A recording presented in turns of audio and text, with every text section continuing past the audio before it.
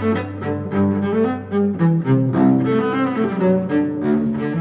final verse of the directions is that of atonement upon the altar. If our prayers are offered to God through Jesus, who is the altar of incense, and yet the atonement must be made upon the altar, guess what? It shows a truth which is inescapable. Arthur Pink sums the thought up. Listen carefully.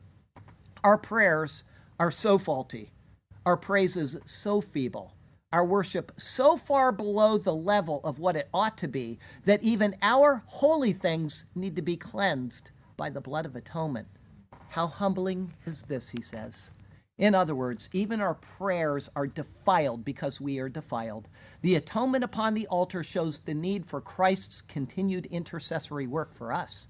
Though we are deemed acceptable to God because of Christ, it is only because of Christ. Without his past work, our prayers would be unheard. Without his ongoing work, our prayers would continue to be unheard. The annual atonement of the altar shows that the virtue of Christ's intercession is fully complete by his earthly suffering once for all time. We need nothing else, no sacrifice of any kind to be acceptable to God. Instead, we only need our one intercessor, our true intercessor, Jesus Christ. Such is the marvel and the majesty of Jesus Christ. Not only did he save us, but he keeps on saving us. Not only did he purify us, but he keeps on doing so.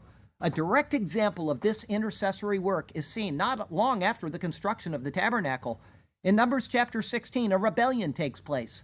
At that time, the Lord's anger was aroused against Israel. But because of this altar, signifying Christ's intercession, the plague against them was arrested before it could kill the entire congregation. Here's what it says. And the Lord spoke to Moses, saying, "Get away from among this congregation, that I may consume them in a moment."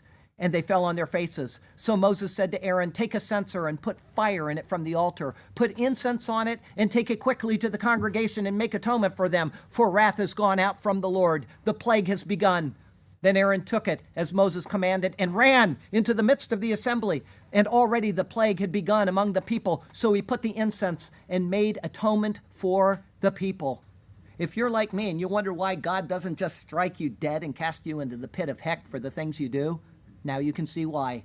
Christ is there. He is that altar, and he is ever interceding for you, even when you blow it in a major way.